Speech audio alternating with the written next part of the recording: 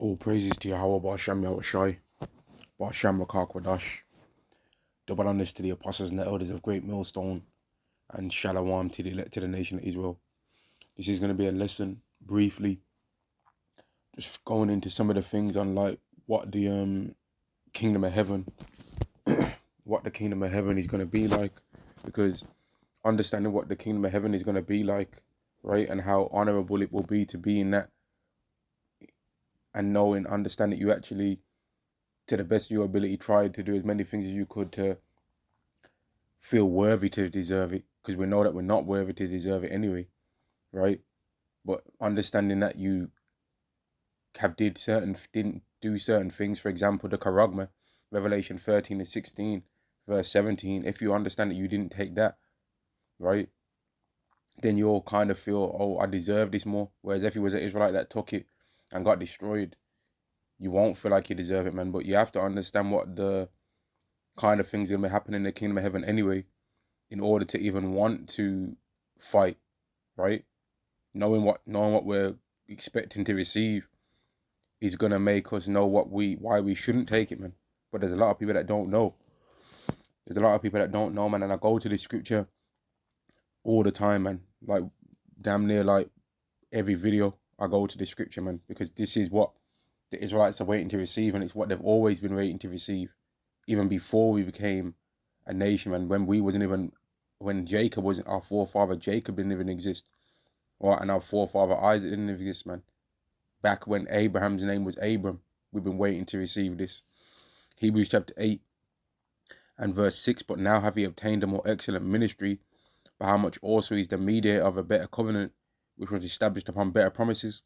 For if that first covenant had been faultless, then should no place have been sought for the second. For finding fault with them, he saith, behold, the days come, saith Yahweh, when I will make a new covenant with the house of Israel and with the house of Judah, not according to the covenant that I made with their fathers in the day that I took them out of the land of Egypt, because they continued not in my covenant, I regarded them not, saith Yahweh. For this is the covenant that I make with the house of Israel after those days, saith Yahweh. I will put my laws into their mind and write them in their hearts, and I will be to them a God, I will be to them a power, and they shall be to me a people, and they shall not teach every man his neighbor, and every man his brother, saying, know the Lord, for all shall know me from the least to the greatest. And what does that mean? It means that in the kingdom of heaven, right, when the Israelites are under the new covenant, that every single Israelite is going to know how to keep all of God's laws perfectly, right? There's not going to be, the chosen people wouldn't be saying, I'm non-practicing while in the land, and claiming that they've received that great salvation that's mentioned in Ezekiel the 36th chapter. There wouldn't be people that say, oh, I'm non-practicing. The chosen people wouldn't be saying, oh, I choose not, I'm a Israelite, but I'm atheist. That don't make any sense, man. The chosen people wouldn't be deciding what their nationality is based on their mother, because the Israelites never did that. Every nation on the earth always chose their nationality by their father. But let's just focus on the chosen. The chosen nation, the Israelites, always decided who they were based on who their father was, right? It was never based on the mother. Never. Because if it was based on the mother, then Yahweh Shai's line would not be the line of an Israelite, because Ruth was not an Israelite. So all the things that these people want to come with, man, that trying to claim that they're the chosen, they're jokes, man. Not to try and even change this topic matter, but it's annoying to see these people claiming to be the chosen, and then they don't do nothing. They don't carry themselves in any way what the chosen would carry themselves. They just will go to Israel, shoot a vlog, be acting a damn fool, have no beard on their face, not thinking about God any other time apart from when they're shooting a vlog, right? And then everyone accepts them just randomly out of nowhere, just claiming to be the chosen. But then when we say it, we're the only ones that have to defend our position, man. But these other people that just fit a certain image that the world finds acceptable can at any moment just claim out of nowhere, oh, actually, by the way, did I mention I'm an Israelite? And they don't even use that word, by the way. They don't even say it like that. And the words that they actually do use You can't even say on the internet most of the time because these cowards, right? Because they know that they ain't the real people. Don't want anybody talking about it, man. Because they're scared, right? For all their pride and all their pomp, they're scared, really, man. But like I said, the Israelites in the kingdom of heaven are going to be keeping all of Yahweh's laws perfectly, so that there ain't going to be no need for another Israelite to tell another Israelite to keep the law. So among the Israelites, they're all going to be keeping the law perfectly. So understanding that, what are some of the things that's not going to be taking place in the kingdom of heaven, man? That are taking place now. Well, let's go to the Ten Commandments. Let's go there. Exodus chapter 20 and verse 1. And Yahweh spake, and the Most High spake all these words, saying, I am Yahweh thy power, and which have brought thee out of the land of Egypt, out of the house of bondage. Thou shalt have no other gods before me. Now, among the Israelites now, right, among the Negro, Latino, and Native American, the real Israelites, man, not those fake people that are claiming to be, right, among our people now, they have many other gods, man, right? They sell it, they worship anything else, right? You've got this whole Sarnetta TV thing, right? And them people are all clearly Israelites, man, right? But they're trying to claim everything else under the sun other than Israelites, but then they still always have to keep mentioning Israelites all the time, man. All their most popular things that they talk about is always still about Israelites. Always. And every single time it might be one particular belief system, or it might be three particular belief systems in a so-called debate and that. But one of those belief systems is the Israelites. The other two always team up against the Israelite because they hate it, man. They really right now hate the Lord, and they've got all this scoffing against the Bible, right? But the belief systems that they claim to have don't even have laws in there, and if they do, them people ain't keeping them. And for all the scoffing that these people have about the Bible saying it's not this, it's not that, but there's a moral code in there though, that if our people followed it, we'd be in a better position than we are now. For example, I'm gonna read some of them anyway. I'm gonna read it. Verse 4: Thou shalt not make any graven image. Thou shalt not make unto thee any graven image or likeness of anything that is in the heaven above, or that is in the earth beneath, or that is in the water under the earth. Thou shalt not bow down thyself to them, nor serve them. Now our people do that right now, but that's not going to be happening in the kingdom of heaven. For I, Yahweh thy power, am a jealous God, visiting the iniquity of the fathers upon the children, unto the third and fourth generation of them that hate me, and showing mercy unto thousands of them that love me and keep my commandments. And that means he's going to be showing loads of mercy unto us in the kingdom of heaven because we're going to be keeping the commandments. Thou shalt not take the name of Yahweh thy power in vain, for Yahweh will not hold him guiltless that taketh his name in vain. Now, there's not going to be none of that. There's not going to be no people mocking the name of the Lord in the kingdom of heaven.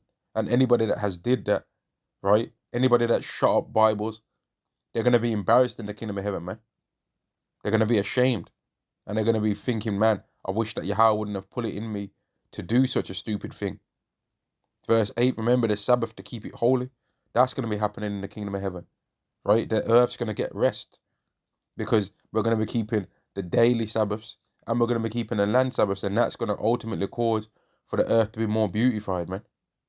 Whereas right now, you don't damn near get a rest at all in this rat race world that's been designed, man.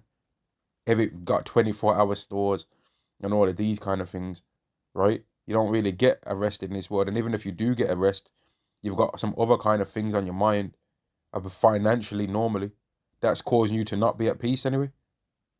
There ain't no peace in this society for our people. There ain't no peace, and as more and more technology gets invented and more this world so-called becomes more high-tech and advanced, that's only going to mean more worse position for our people, man. Because as more and more jobs get taken by AI and all these other things, that's just really ultimately jobs getting taken from our people. Because this world is never going to accept our people having a bigger portion than everybody else. It would never accept that. They'd rather blow our house up than make us have something better than them, man. And they've done it before.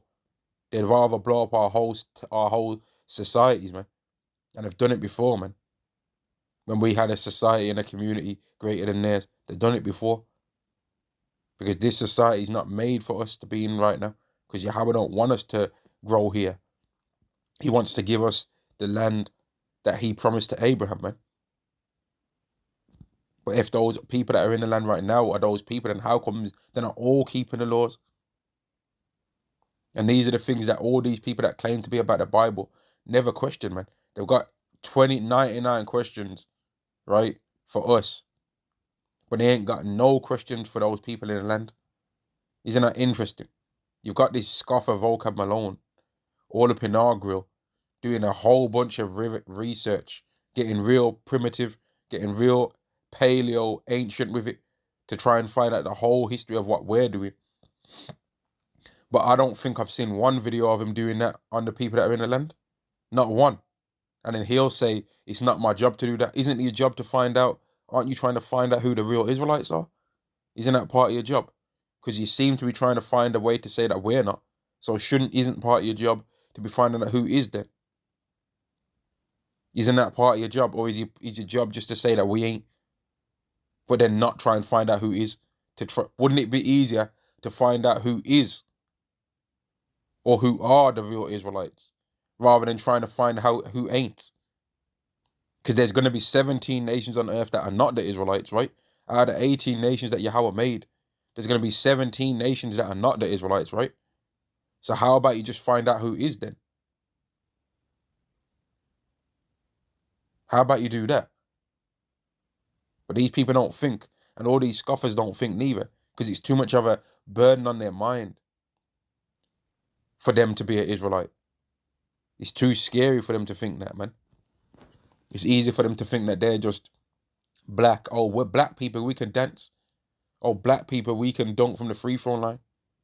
I'm comfortable in that. Idiots, man. Verse 9, 6 days shalt thou labor and do all thy work, but the seventh day is the Sabbath of Yahweh thy power. In it thou shalt not do any work, thou nor thy son nor thy daughter, thy manservant nor thy maidservant, nor thy cattle, nor thy stranger that is within thy gates. And this is going to be established completely among the Israelites, man. Verse 11, for in 6 days Yahweh made the heaven and the earth and all that is in them, and rested the seventh day. Wherefore Yahweh blessed the Sabbath day and hallowed it. Honor thy father and thy mother, that thy days may be long upon the land which Yahweh thy power hath given thee. And that's not honored in this world, man. Right? Because the parents, in some cases, ain't even honorable to the child, so the child don't want to honor the parent, man. That's what happens in this world. And then even sometimes when the parent is honorable to the child and did things for them, the child still don't want to honor their parent, man, and they'll beat their parents up. And that's among Israelites. And that never used to be a thing that I would have seen when I was younger. People were shook to get out of line to their parents. But now, they're even murdering their parents, man. Verse 13, thou shalt not kill.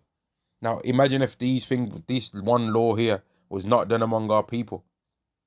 Then you wouldn't have all these heathens, whenever they do a crime against our people, being able to point out that we do it to our people, right? They wouldn't be able to point out that then. When according to the doctrine of this world anyway, right, we're all equal. That's one of the things I like to say, right? So murder's murder then. And that's what this kill here means. It means thou shalt not murder. Verse 14, thou shalt not commit adultery.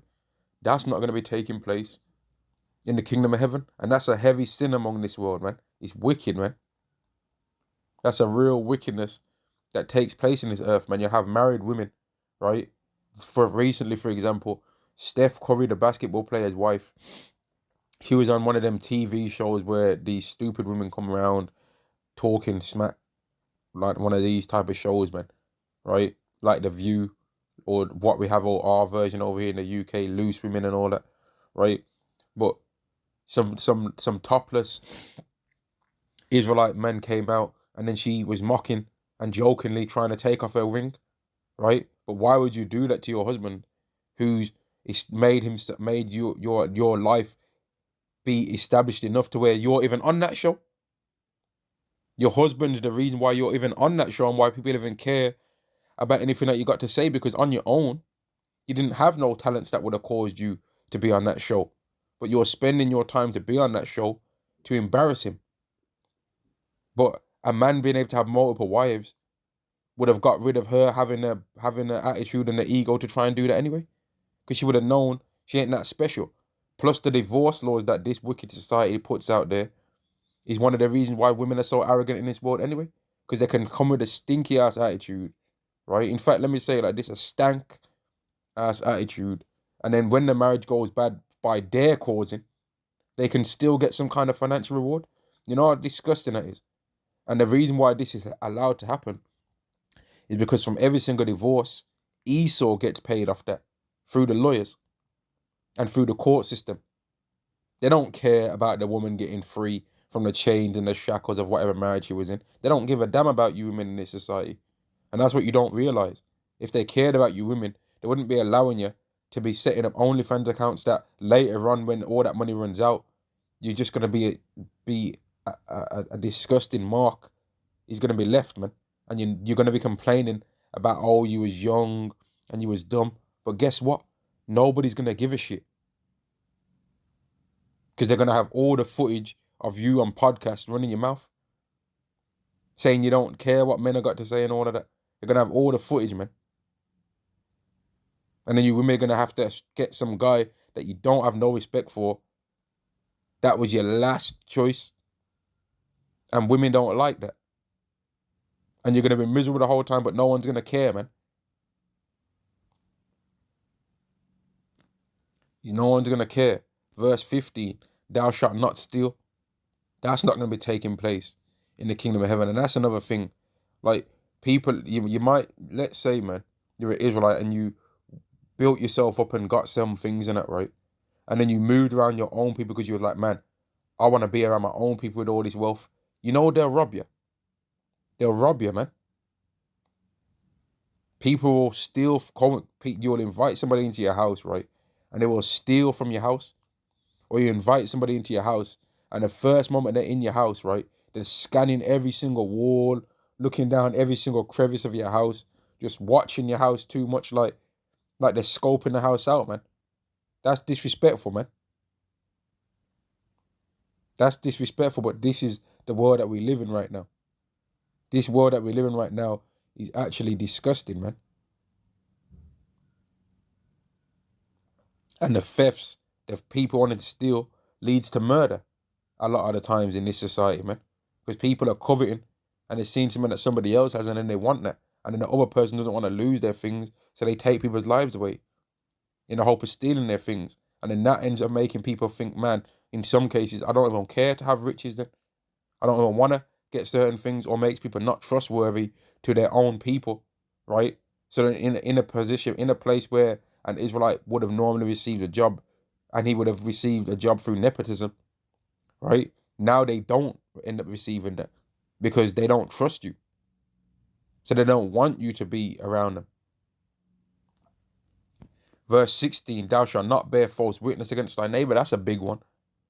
There's a whole thing in this world where people bear false witness, man. And then when their lie's found out to be a lie, nothing happens, right? But how can you expect to have a society where people don't lie if there's a reward for lying on occasion, because you can punish a person that you don't like, right? You can maybe to get financial reward from that, but there's no punishment for the sin. So there's a reward for lying, but there's no punishment. So if you get found out to be lying, you can just, oh, oops. When we get angry, sometimes we say stupid things. But then when you get caught lying, you just stay with the lie your whole life, and I've got reward from that now. It don't make any sense, man. But that's not going to be taking place in the kingdom of heaven. And in order for these laws to be established properly on the earth, the man of sin has to be purged out of it, man. And who's the man of sin? The Edomites. And who are the Edomites? The Caucasian race, man. And that's why they're the people on this earth that are so much against the laws of God, man. And I don't care what nobody wants to say. There's this guy, man, Noah Harari, right? And he was recently doing a talk on AI. And the way how this guy was speaking so proudly, it was disgusting, man. But here's the thing, this guy is supposedly meant to be a J-Wish, right? But he's talking the most atheist stuff you can talk in your life, man. Saying how AI is going to become a god. Saying how gods has never been real, but we'll be able to make our own god with AI, right? Just talking shit, man. As if he was there all those years ago to see all of these things take place, you idiot. The guy's not even 50 years old, but he's running his mouth as if he was there back then 2,000, 3,000 years ago, 4,000 years ago, to have seen the events that took place on the earth that people wrote about, that we now have the Bible now. You weren't there. But Esau is carnal. So if he can't see things, he don't believe it. He can see the AI, right? He loves that. He loves robots, right? Verse 17, thou shalt not covet thy neighbor's house. That's the thing that happens in this world. You might get a new neighbor that moves around your area, right? And then they'll see that you've got something better than them. And now they're envious and they're jealous. And they're trying to plot a way to try and make you not have more than them around their area, man. It's just disgusting.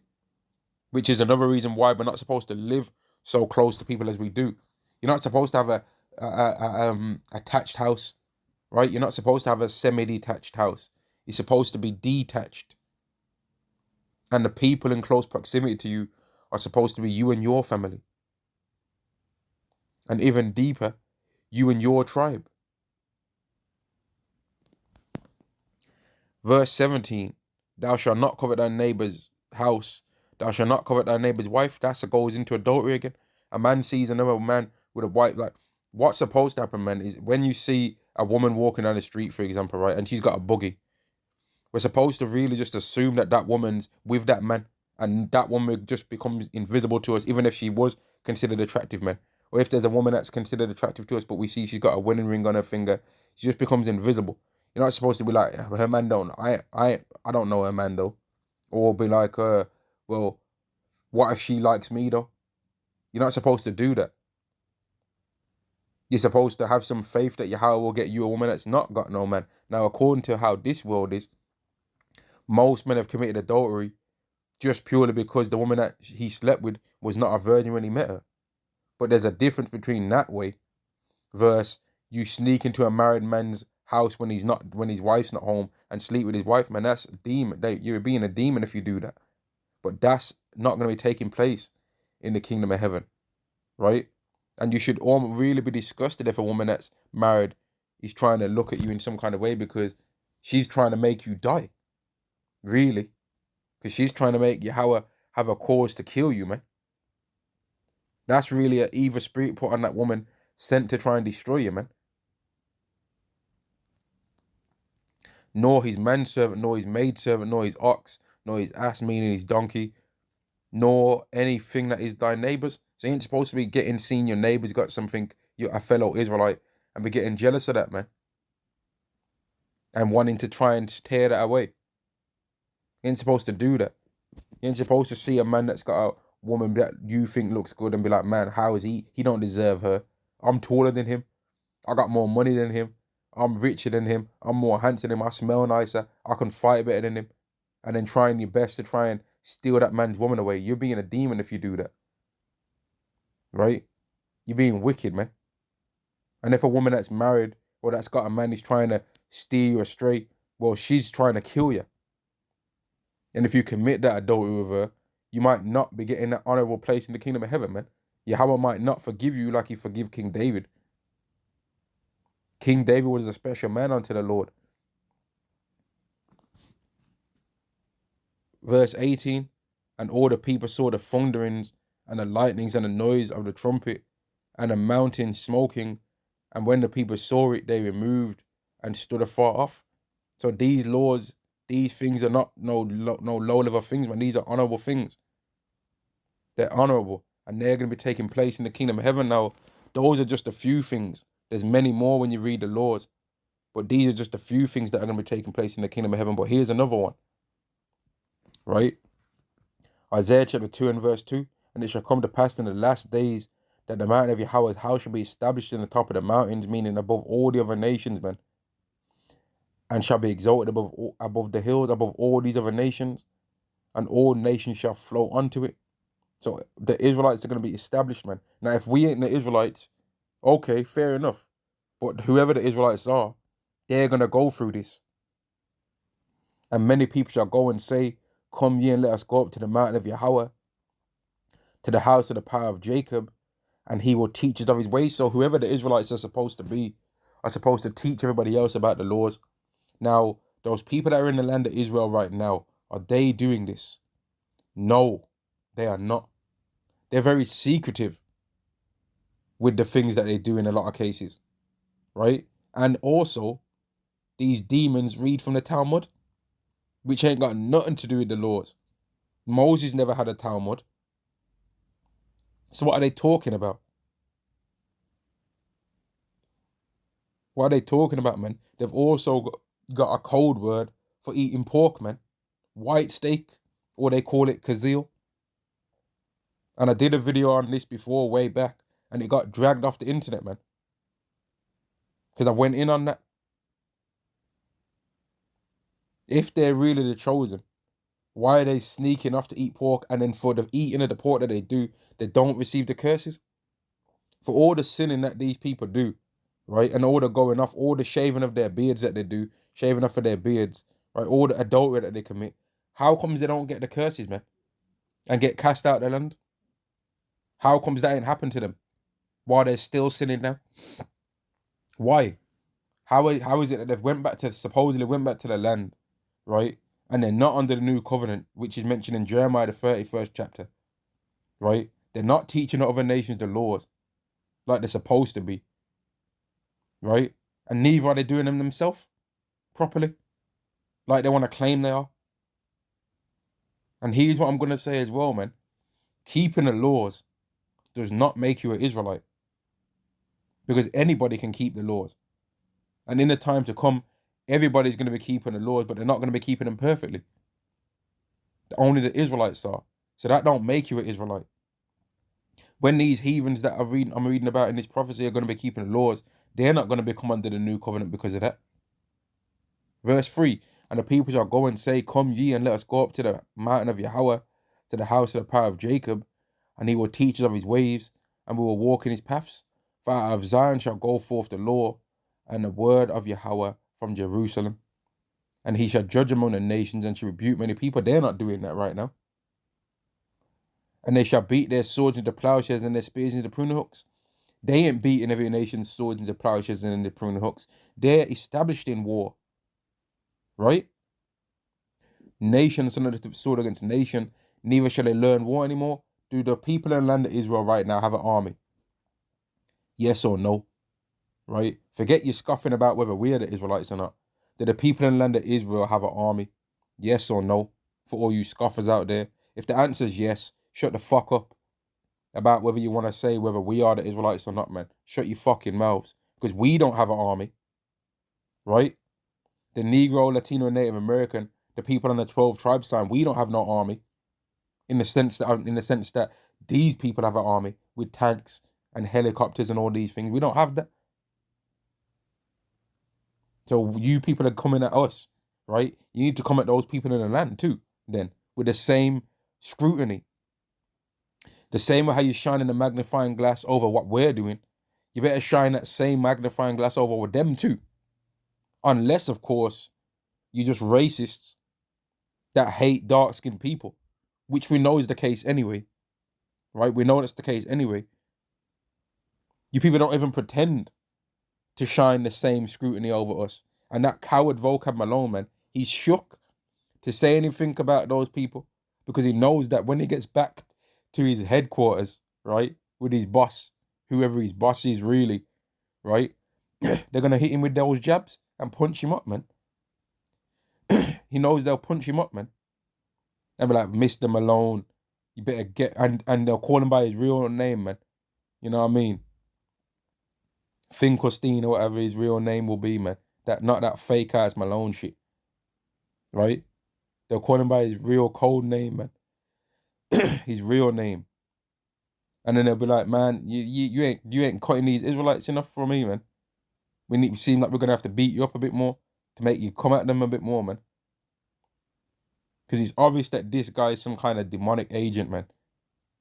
Sent straight from the depths of Satan to try and come at the Israelites, because this guy makes 9 out of every 10 videos will be about Israelites, man.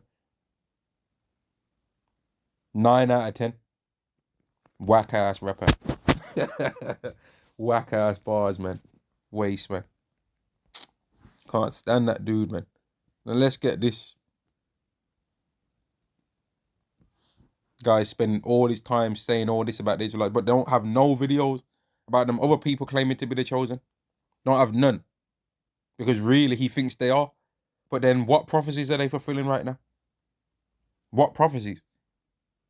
Because when you read, if you try to say that they're fulfilling Ezekiel 36, well, they are. But they're fulfilling Ezekiel 36, the first part, right? And I'm going to read it, man. I don't give a... I'm going to read it. Ezekiel chapter 36 and verse 1. Also, son of man, prophesy unto the mountains of Israel, and say, ye mountains of Israel, hear the word of Yahweh. Thus saith Yahweh power, because the enemy have said against you, aha, even the high places are ours in possession. That's the bit that they're fulfilling, right? That's the bit that these people in the land of Israel right now are fulfilling. They're the real enemy of Israelites. And they're even in the ancient high places right now. They've stole the land, man. They're over there, right? Verse 5. Therefore, thus saith the Lord Yahweh, surely in the fire of my jealousy I have spoken against the residue of the heathen, because there's other nations over there besides Edomites, right? And against all Idumea, which have appointed my land into their possession, with the joy of all their heart, with despiteful minds, to cast it out for a prey. They own the land of Israel right now, man. But guess what? They also have power over the real Israelites right now too. But they also have power over the land, man. Prophesy therefore concerning the land of Israel, and say unto the mountains, to the hills, to the rivers, and to the valleys, thus saith Yahweh power, behold, I have spoken in my jealousy and in my fury, because they have borne the shame of the heathen, because it's shameful for the land of Israel right now to have wicked ass heathens over there, banging the Tel Aviv festivals over there, man. Demons. That's a shame, man. That they've got an LGBT parade over there, alphabeting and rainbowing it off. And the most flamboyant and exalted one over there. But they're the chosen though. Nah, they ain't, man. No, you ain't. Verse 7. Therefore, thus saith the Lord Yahweh, I have lifted up mine hand. Surely the heathen that are round about thee shall bear their shame, because they're going to be embarrassed when they realize that they're not the chosen. They're not the chosen, man. They don't carry themselves in a way that a chosen people would carry themselves. They don't do anything that's high level that we see. They don't do anything that's like, wow, how can they do that? We do, though.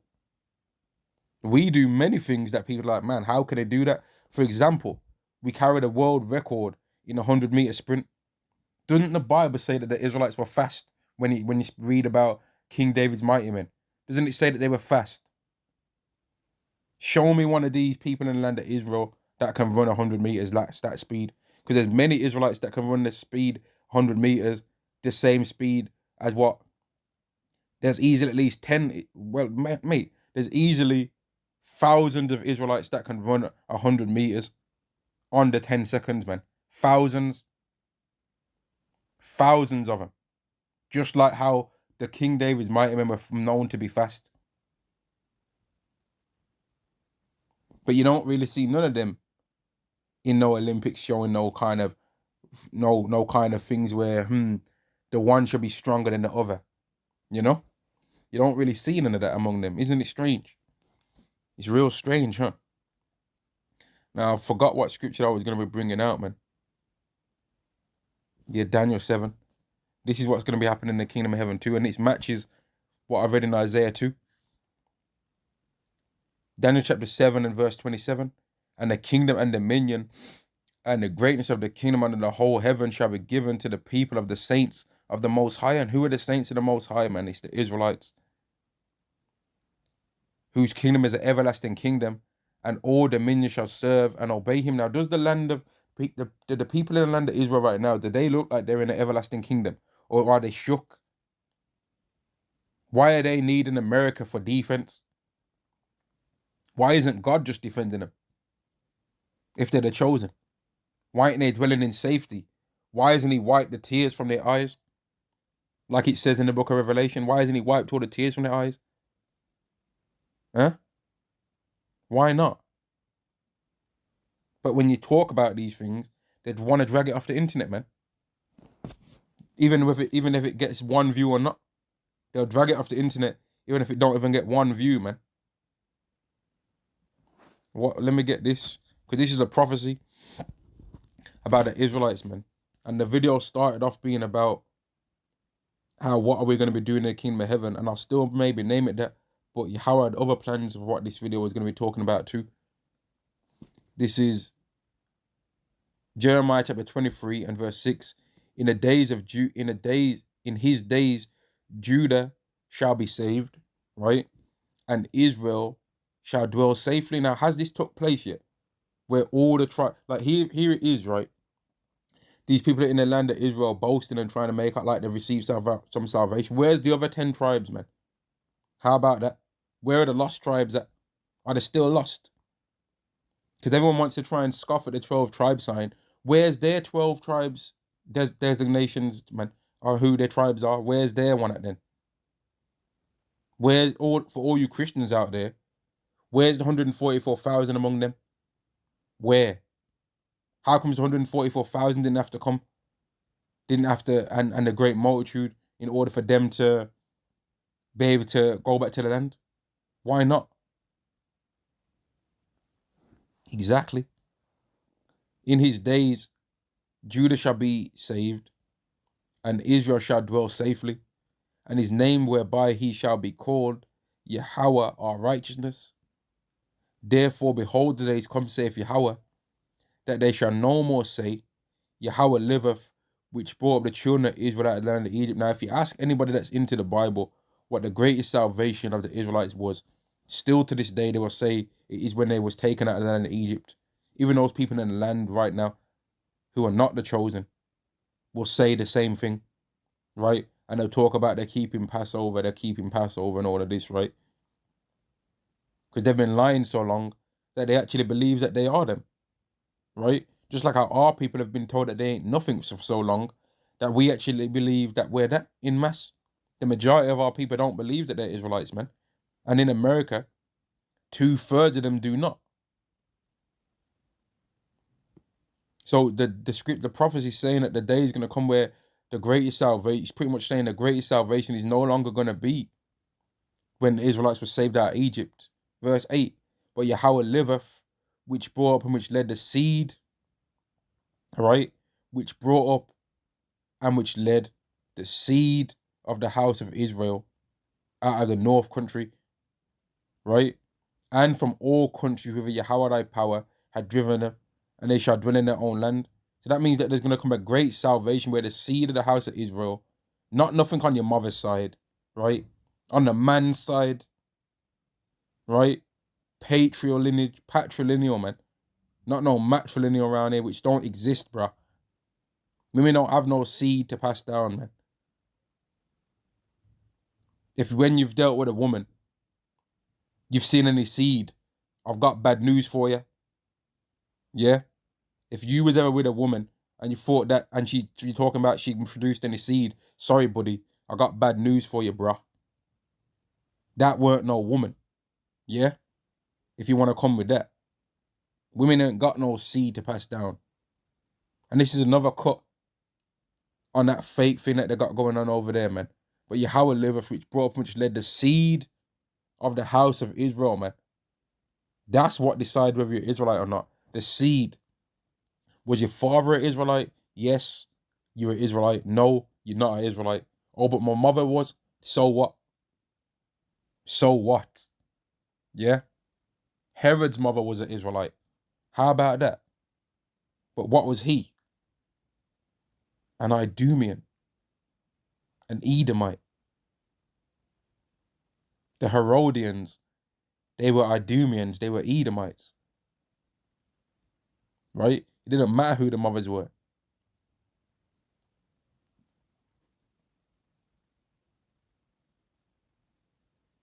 Because how about this? Esau's father was part of the chosen line.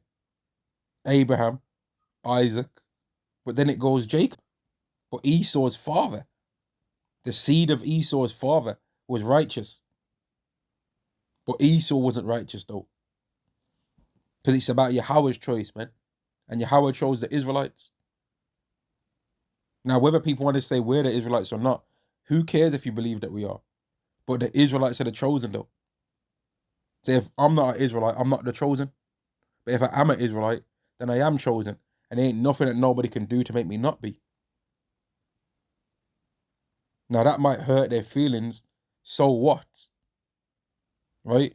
Who cares? But Yahweh liveth, which brought up, which led the seed of the house of Israel out of the north country, and from all countries where I had driven them, and they shall dwell in their own land. Now, if you ask one of these people over in the land of Israel what this is talking about, has this happened yet? They're going to say no. But then you'd have to ask them, why are you in the land then? Yeah? What are you doing there then?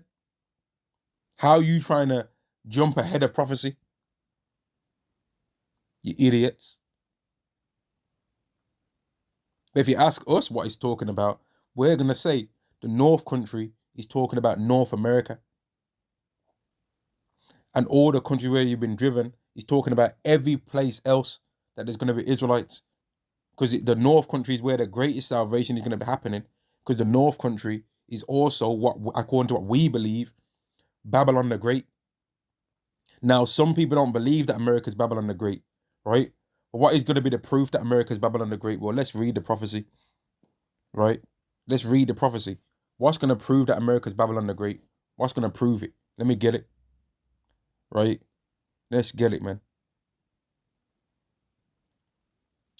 In fact, let me go to verse 1 first. Verse 2. Revelation chapter 18 and verse 2. And he cried mightily with a strong voice, saying, Babylon the Great is fallen, and is become the habitation of devils, and the hold of every foul spirit, and the cage of every unclean and hateful bird. Now, what does that mean? It means that Babylon the Great, whichever place Babylon the Great is going to be destroyed, and it's going to become a home for animals that can live in a strange habitat. Now, another prophecy that you can read in the scriptures that goes into this thing that's Revelation 18 is Isaiah the 34th chapter, right? Now, what's going to prove that America's Babylon the Great? When it gets destroyed, right? That's what's going to prove it. That's what's going to prove it, man. Verse 10. In fact, verse 8. Therefore shall her plagues come in one day, death and mourning and famine, and she shall be utterly burned with fire. For strong is Yahweh who judgeth her. That's what's going to prove that America's Babylon the Great. Let's forget the talking, right? But there's not going to be no talking when this happens. If America gets burned with fire completely, right? With fire, and is utterly destroyed, then is it not Babylon the Great? That's what's going to prove it. And then when everyone in the world is watching America get destroyed, and all the merchants, all the people that made money from America are going to be mourning, standing afar off crying, because their pockets are about, their profits margins are about to get real low. That's what's going to prove that America is Babylon the Great when it gets destroyed, man.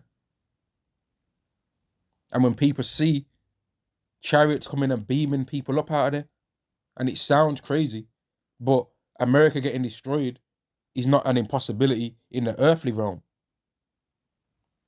That's not even an impossibility in the earthly realm. The chariots coming out of the heavenly realm to save people from the earthly realm, that's a heavenly thing. But any country getting destroyed by nuclear fire should not be considered out of the realms of reality, because nuclear missiles exist, right?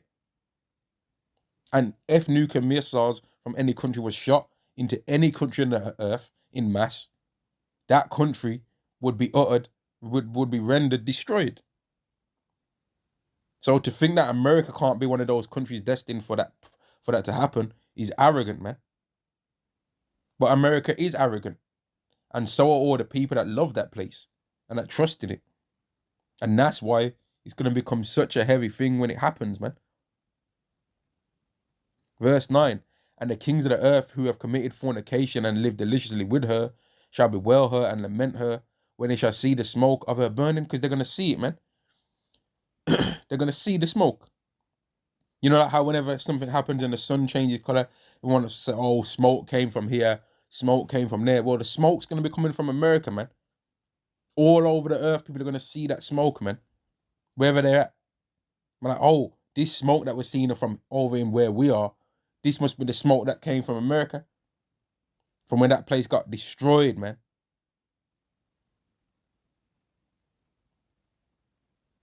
They're going to see the smoke, man.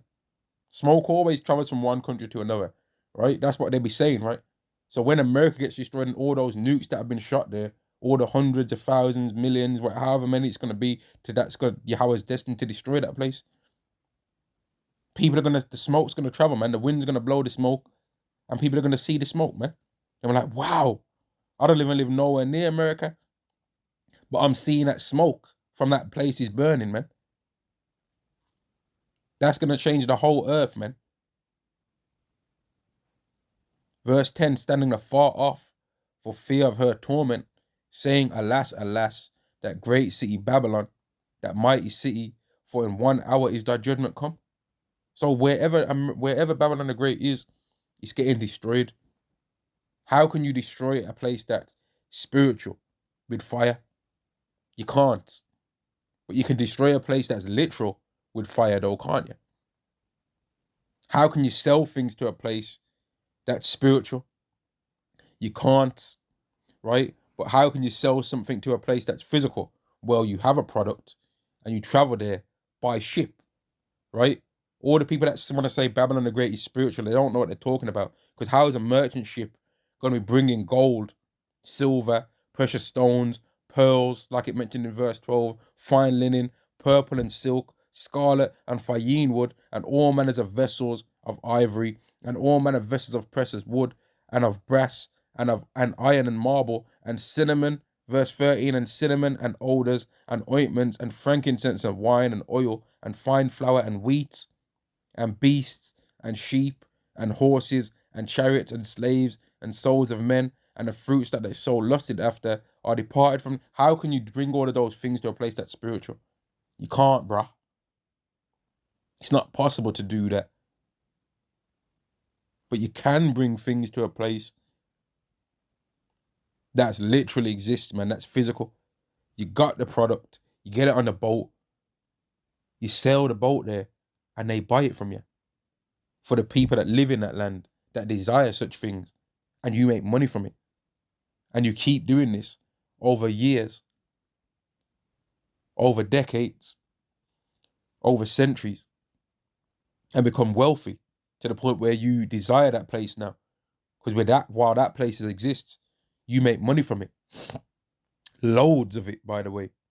But then on the day when that place gets destroyed, all the profit that you made from that place is going to be destroyed with it.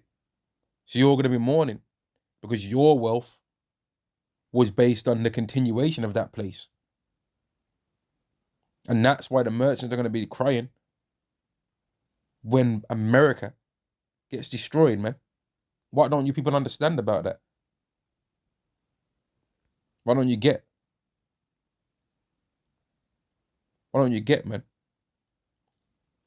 And I think I've went on enough about this, man. I went into some of the things that's going to be happening in the kingdom of heaven. We're going to be keeping the laws, man. And the heathens are going to come to us to learn the laws. And if they don't follow them, we're going to punish them according to the law. Because they're going to be our slaves, man, in the kingdom of heaven as well. I got to get that out there. We ain't going to be equal to none of you heathens, man. Just like how we ain't equal to you now.